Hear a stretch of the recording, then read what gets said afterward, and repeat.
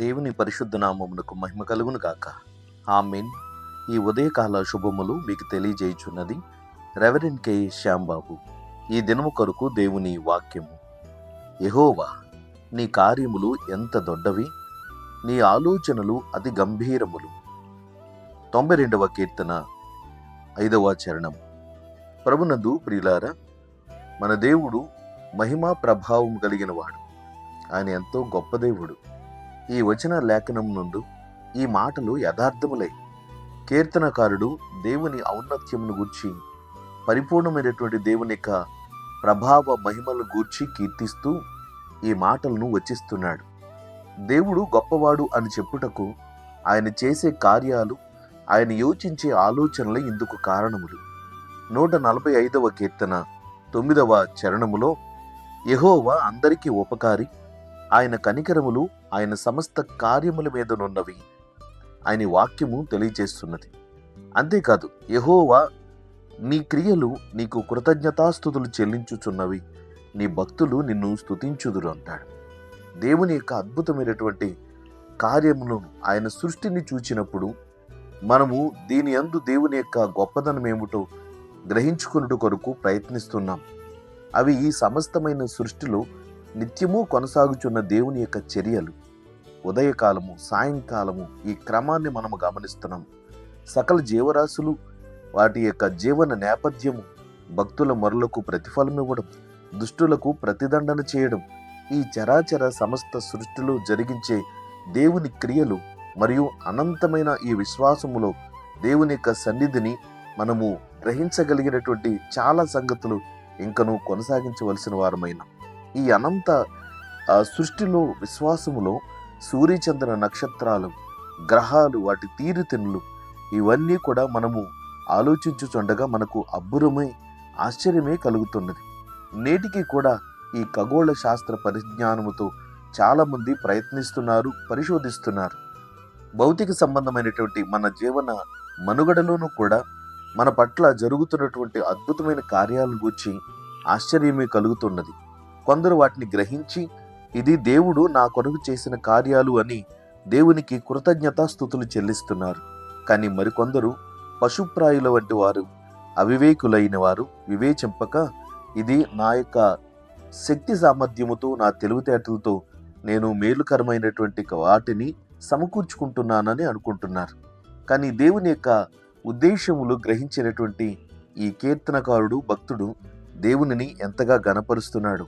ప్రతి ఉదయమున దేవునిని కీర్తించాలని, ప్రతి రాత్రి దేవుని యొక్క విశ్వాస్యతను 10 తంతుల స్వరమండలంతో స్తుతించితేనే దేవునికి చెల్లవలసిన మహిమ చెల్లుతుందని అభిప్రాయపడుతున్నాడు. దేవుని యొక్క వాక్యము ఈరోజు మనల్ని కూడా ఈ రీతిగా ప్రోత్సాహపరుస్తూ ప్రేరేపిస్తున్నది.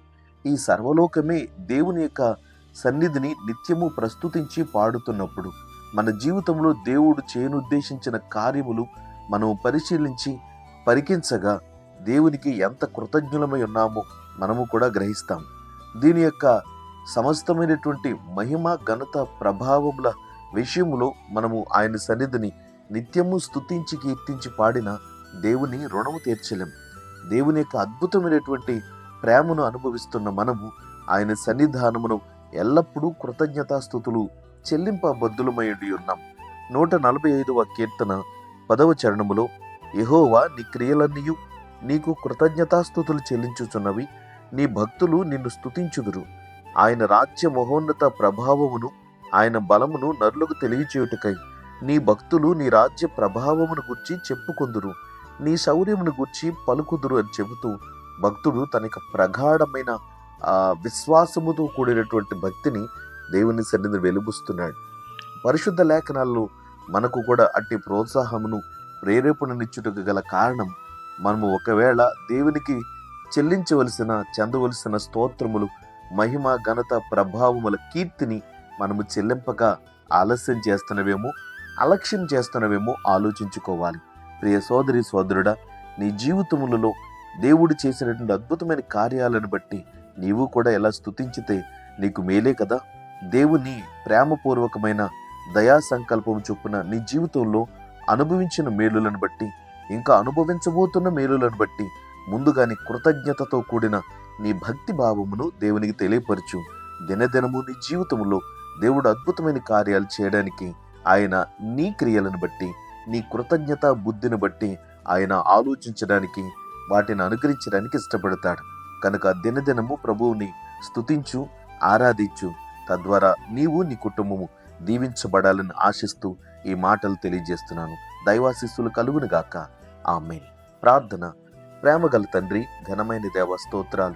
ప్రతి ఉదయమున నాయన నీ సన్నిధి, నీ కృపను మేము ధ్యానిస్తూ, ప్రతి రాత్రి నీ విశ్వాస్యతను నాయన మేము కీర్తించుచు నీ సన్నిధిని కొనసాగవలసిన వారమైనాం.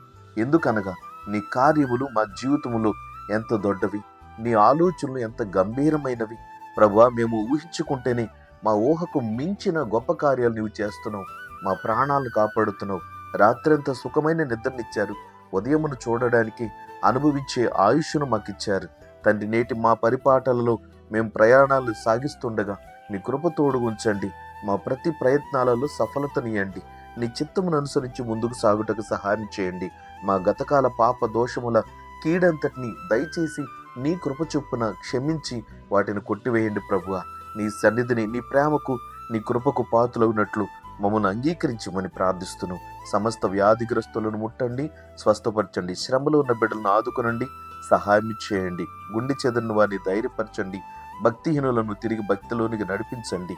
నీ సేవ చేస్తున్న సేవకులమైన మమ్ములను, మా తోటి సేవకులను, సువార్థికులను, ఉపదేశకులను, సంఘ కాపరులను, మిషనరీలను మీరు దీవించుమని యేసుక్రీస్తు నామమున ప్రార్థన చేయుచున్నాము తండ్రి.